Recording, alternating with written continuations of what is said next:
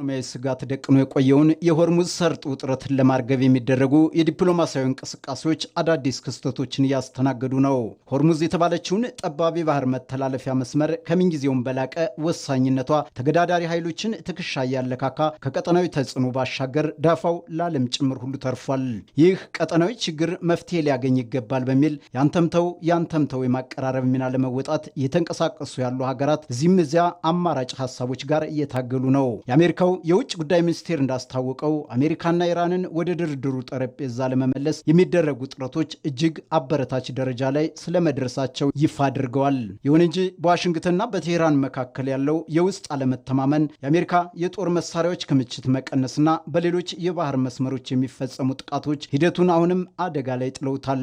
ለወራት ሲካሄድ የቆየው ወታደራዊና ኢኮኖሚያዊ መልክ ያላቸው ፍጥጫዎች አሁን ላይ ወደ ዲፕሎማሲያዊ ሂደትና የፖለቲካ የበላይነት መሰረት ወዳደረገ ሂደት ተሸጋግሯል። በአሜሪካና ኦማን መካከል የሚደረገው ውይይት በአንጻሩ አዲስ ምዕራፍ ላይ መድረሱን የኢራኑ የመንግስት ልሳን የሆነው ፕሬስ ቲቪ የጠቀሳቸው ከፍተኛ ባለስልጣን ገልጸዋል።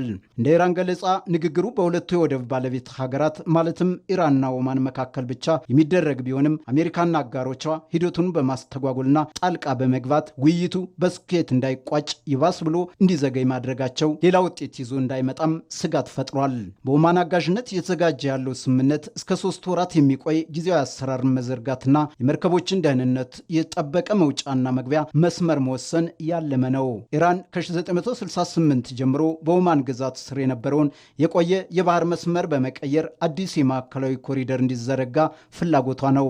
ይህ አዲስ መስመር የቀደሙት ጥቃቶች እንዳይደገሙ ለመከላከልና የሀገሪቱን ሉዓላዊነት ለማስከበር የተነደፈ ህጋዊ የመከላከል እርምጃ እንጂ የባህር ከበባ አለመሆኑን ቴህራን ደጋግማ ታስረዳለች። የቀድሞው የፔንታጎን አባል ዴቪድ ዶስሬች እንደሚሉት ግን ይህ ቀውስ በዋነኝነት የንግድ መርከቦች ዋስትናና የኢንሹራንስ ጉዳይ ነው ይሉታል።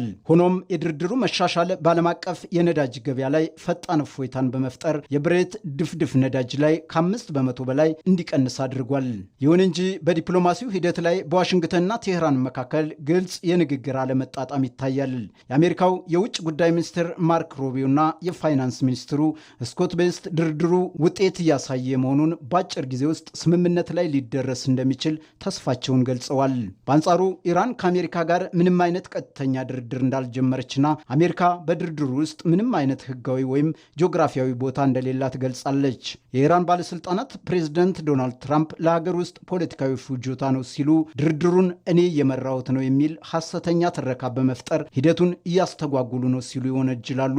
ትራምፕ ድርድር እየተደረገ ነው ማለታቸውን ተከትሎ ኢራን የሰጠችው ማስተባበያ ትራምፕ ቴህራንን በከፍተኛ ደረጃ አታላይ ሲሉ እንዲከሰሱ አድርጓቸዋል። ይህንን ውስብስብ ቀውስ ለመፍታት በክልሉ ሀገራት መካከል ተፈጥሯዊ የስራ ክፍፍል ታይቷል። ኦማን በሆርሙዝ የቴክኒክና የመርከብ መስመር ላይ ትኩረት አድርጋ ስትሰራ፣ ፓኪስታንና ኳታር ደግሞ በከፍተኛ የፖለቲካ ደረጃ የተኩስ አቁምና በተጣሉ ማዕቀቦች ላይ ያተኮሩ ውይይቶች እንዲቀጥሉ እያማከሩ ነው። የኳታሩ አሚር ሼክ ታሚም ቢን ሐሚድ አልታ ከፕሬዝደንት ትራምፕ ጋር በስልክ ተወያይተው ሁለቱም ወገኖች ለማቀራረብ እየሰሩ ይገኛሉ።